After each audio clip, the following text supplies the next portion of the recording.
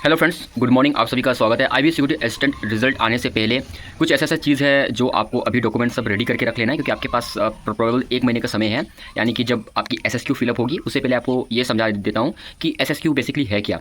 अभी जो आपने टायर 1 के लिए जो भी फॉर्म आपने फिलअप करी थी वो बस एक फॉर्मेलिटीज़ था फॉर्म फिलअप का। एसएसक्यू जो होता है वो आपका मेन जो फॉर्म फिलअप जिसको कह सकते हैं, मेन डिटेल जिसको कह सकते हैं, वो आपका एसएसक्यू में होगा। तो अब आपके मन में सवाल होगा कि एसएसक्यू में ऐसा क्या खास बात है जो बहुत इंपॉर्टेंट होता है। देखिए, एसएसक्यू का खास बात इसलिए है क्योंकि एसएसक्यू में हर एक जो क्वेश्चंस आपसे पूछे जाएंगे उसका सही आंसर आपको देना होगा। फॉर एग्जांपल, एसएसक्यू में पूछते हैं कि आपका पिछले 5 साल से आप लोग कहाँ रह रहे हैं, वो सारे चीज़ आपको एसएसक्यू में मिलना पड़ता है, यानी वो लोकेशन के साथ में, प्लस आपके घर में अगर कोई फादर जो है, मम्मी है, क्या जॉब करते हैं, कहाँ करते हैं, और वो लोग पिछले 5 साल कहाँ थे, ये सब चीज़ लिखना पड़ता है। प्लस आपके नाम में कोई क्रिमिनल केस वगैरह है कि नहीं है, वो सब चीज़ उसमें मेंशन करना पड़ता है। अगर है तो क्या है, नहीं है तो नो करना है सिंपली। और प्लस कभी आप विदेश गए हैं, और गए हैं तो कौन सा जगह गए, आपकी पासपोर्ट क्या है, ये सारा चीज़ एसएसक्यू में करना पड़ता है। और उससे भी कई ज़्यादा इंपॉर्टेंट चीज़ होती है एसएसक्यू में, जो भी डॉक्यूमेंट्स आप फिलअप करेंगे, जो भी डॉक्यूमेंट्स आप देंगे, जैसे कि रिजर्वेशन वाले जो भी होते हैं, ईडब्ल्यूएस हुए, ओबीसी हुआ, एससी एसटी हुआ, तो एसएसक्यू में जो आप भरेंगे, जो चीज़ को आप फिल करेंगे,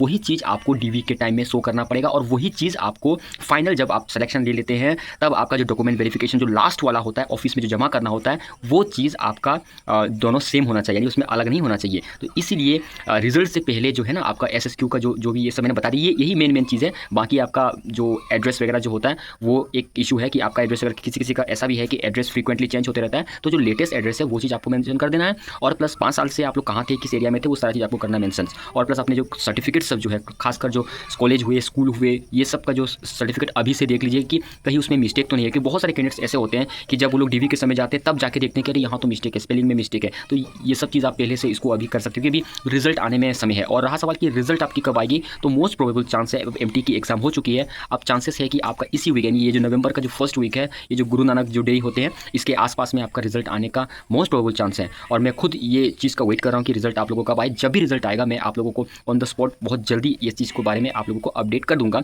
और प्लस मुझे भी आप लोगों का स्कोर जानना है, आप लोग इन है या आउट है ये भी जानना है, क्योंकि अगर आप इन होंगे तो उसके बाद का क्या क्या प्रोसीजर होता है ये भी मैं आप लोगों को शेयर करूंगा।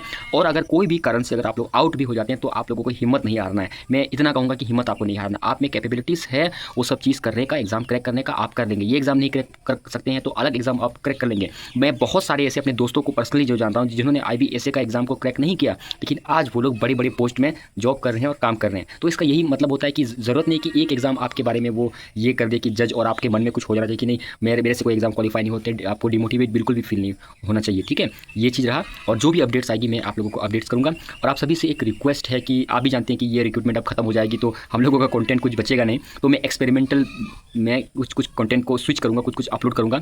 तो आप लोग से बस यही रिक्वेस्ट, अगर आपको नहीं देखना होगा तो मत देखिएगा, लेकिन जो आप लोग मेरे फॉलोवर जो बने हो 9000 जो है आप लोग, तो आप लोग मुझे छोड़ के मत जाना।